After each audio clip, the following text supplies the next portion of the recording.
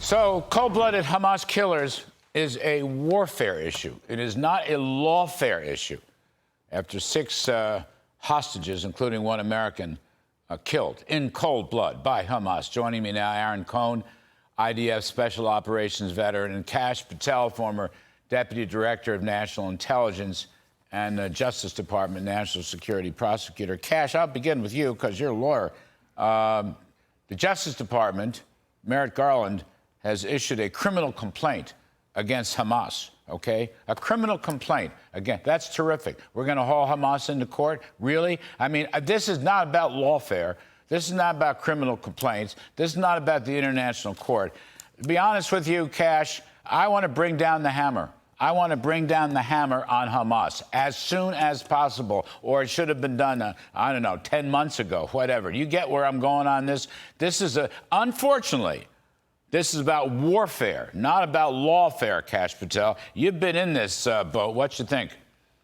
I've been on both sides of the equation, and you're absolutely right. When your Department of Justice in the United States of America is leading the charge against a terrorist organization overseas that is conducting a world war and executing American hostages and global hostages and costing the lives of thousands of people, you cannot have the Department of Justice issue a pretextual indictment and criminal complaint to say, look at the bad guys, look at what we're doing, look at what we're doing to take them on. You're doing nothing. In concert with the Department of Defense, who should have been leading on this front, it's because the Harris-Biden regime has deprioritized a collection effort in this theater of war, has deprioritized the DoD Special Forces operation and Tier 1 elements who could go in and handle this if we had set up the environment over the last 2 years or 3 years. But they failed across the board, the Biden-Harris administration. And you cannot make up with a gap in intelligence and defensive operations overseas by having the Department of Justice airmail and postal stamp a criminal complaint to the world's #1 terrorist organization. And make no mistake about it, Hamas is funded by Iran, who got $7 billion from Harris and Biden. Of course. Aaron Cohen, look at Israel keeps saying yes to these various hostage deals and ceasefires, but Hamas keeps saying no. And it just happened again. After the horrible, horrible news of the execution of these 6 hostages, including one American hostage that they don't seem to talk about, Biden winds up blaming Netanyahu. Biden comes out and blames Israel. Israel's not the problem here. Hamas is the problem, backed up by the real problem in Iran. That's why I want to bring down the hammer, okay? I mean, last night, we talked to Brian Hook and Robert O'Brien. O'Brien, in particular, was talking about sending in Navy SEALs, Team 6 Navy SEALs. Okay, maybe so. But I'm just saying we need a hammer. I don't need a lawsuit here, Aaron Cohen. That's my point. Larry, מתי נתחיל להבין את השפה של המזרח התיכון? Translation. When are we going to start to speak the language of the Middle East? The only thing, here's where I'm at with this. Biden and Harris's restraint of Israel in Rafah, how many more hostages do you think we could have rescued had they not pulled the brakes on Israel and sold them out? Hirsch would be alive right now.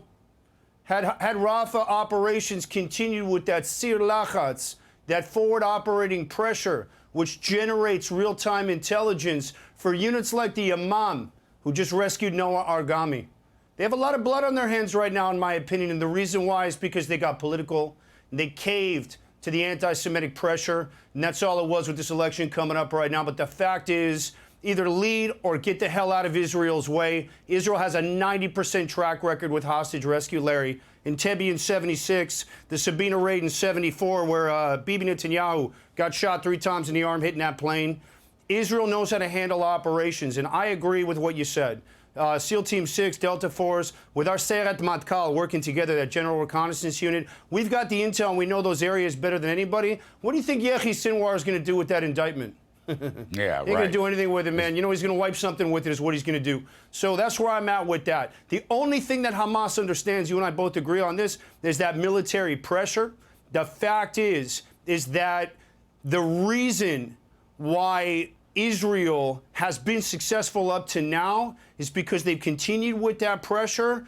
But people who shoot hostages and kill 6 of them, Larry, by putting bullets in the back of their head, let me make this really clear. They never wanted a deal, Larry. No, but the moment those cameras aren't on there Hamas, can be no mercy. Listen to me, Aaron. That's right. There can be no mercy. That's my point. That's right. There can be no mercy what they have done. This is barbaric. These are barbaric people. And Kash Patel, I'd love to see Navy SEALs working with the IDF come in and rescue the hostages, all right? I don't care what the Bidens say anymore. I don't think any intelligent person cares what the Bidens say about this subject, and maybe others as well. But you know, Kash, at some point we have to go to Iran. At some point we have to bring Iran into play. Iran has gotten virtually a free ride, except for some pinpointed attacks by, guess who? Israel. But that's it. They've gotten money. They've gotten relaxed sanctions, right? They've gotten oil reserves and currency reserves and all the rest of that stuff. I mean, this cannot go. This cannot be adjudicated. This cannot be a verbal barrage in some courtroom. This cannot just be a political issue, Kash Patel. The United States of America is a great country.